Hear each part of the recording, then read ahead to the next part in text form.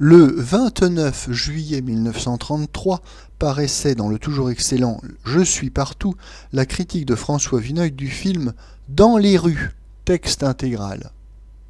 Monsieur Victor Trivas, disciple russe de Monsieur Pabst, est l'auteur d'un film d'étiquette germanique, No Man's Land, grévé par un scénario d'un pacifisme candide que l'on a surtout jugé ennuyeux chez nous.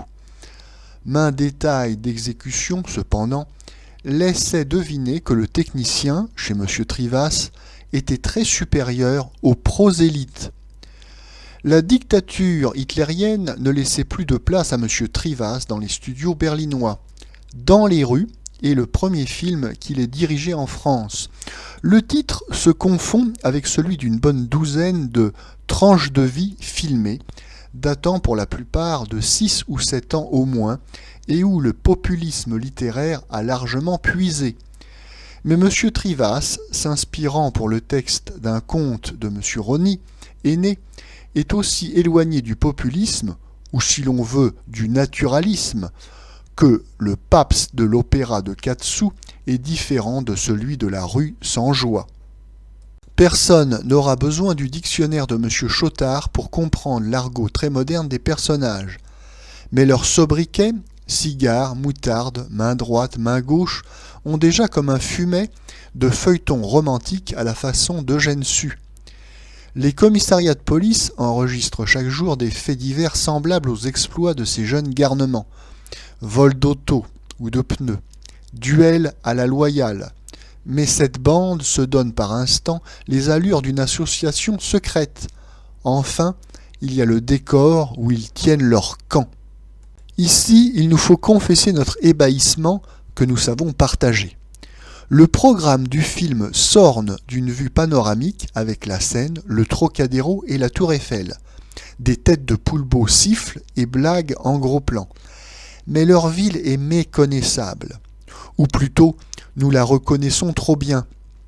À la mélancolie faubourienne de Paris, on a substitué tout un pathétique Mitteleuropa, le pesant désespoir des cieux de Poméranie, dont Kurt Weill a été le musicien, et les expressionnistes allemands, les peintres et surtout le Londres funambulesque de Pabst dans l'opéra de 4 sous.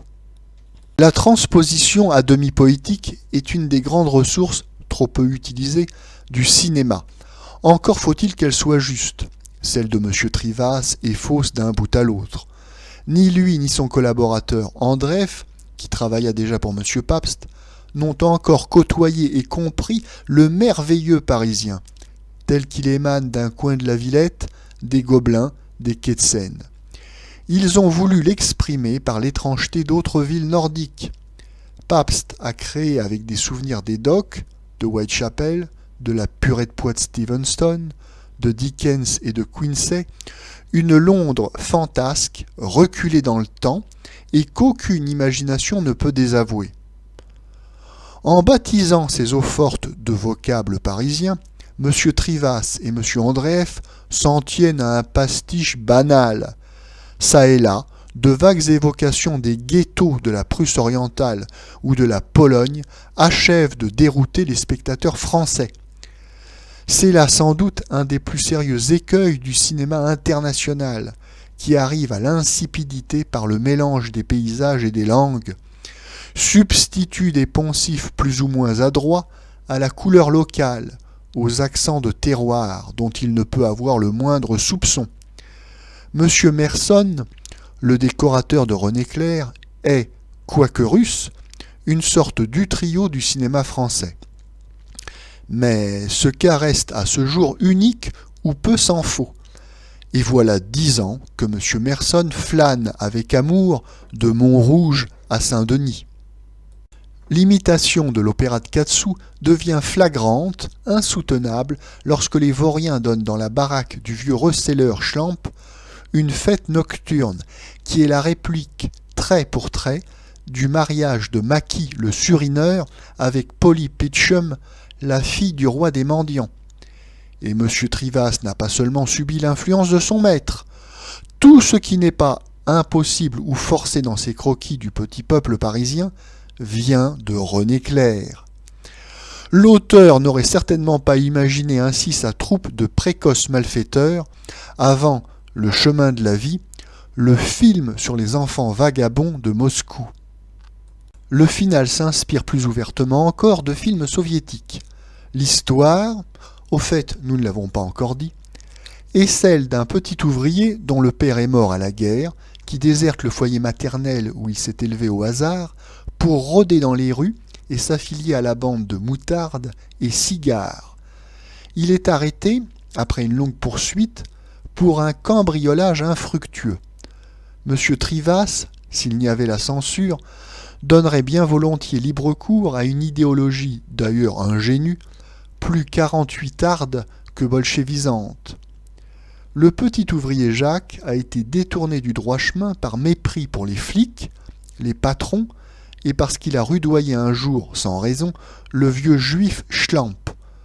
On oublie de nous dire que cet excellent homme est justiciable pour recel organisé devant tous les tribunaux du monde. Au dénouement, un plaidoyer très emphatique de la mère sauve le gamin de la prison. Il retournera à l'usine. C'est l'hymne au travail qui a passablement dû ébahir M. Rony aîné si on l'a invité à la présentation. Les attelages de la maison Bernot fendent l'écran comme les chars des triomphateurs romains. Le terrassier prophète dresse vers le ciel une pioche éloquente. Le lyrisme quinquennal n'a rien eu de plus déclamatoire. La partition n'est pas moins insolite que le film, et assez souvent incongrue. Le compositeur, M. Eisler, a écrit des chorales pour les communistes allemands, quand il y en avait encore. Cela se sent. Le jeune Jacques, traqué par la police, trouve de l'embauche quelque part sur les quais. Un rythme vigoureux et triomphal s'empare pianissimo de l'orchestre, s'enfle jusqu'à un formidable crescendo, tandis qu'une bande de truands s'affaire autour d'un chaland.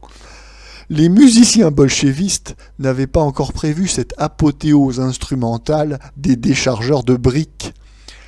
La musique, au demeurant, occupe dans ce film une place très indiscrète.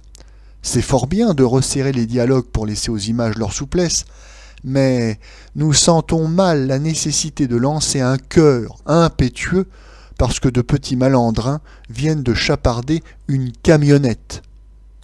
Si la plupart de ces erreurs ne nous étaient pas insupportables, on les regretterait, car M. Trivas sait son métier.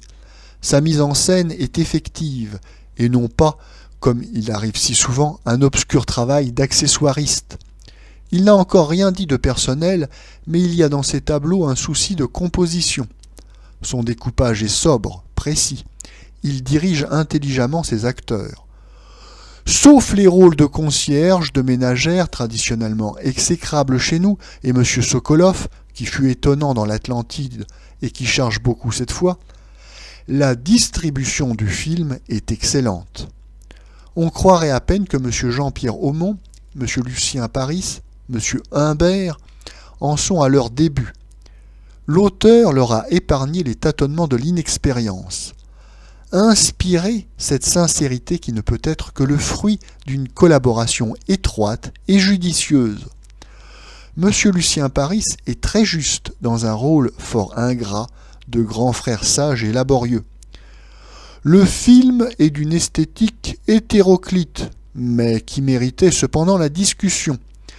N'y a-t-il pas une manière d'audace à s'inspirer, même avec excès, de Pabst, de René Clair et de Eisenstein, au lieu d'exhiber une fois de plus M.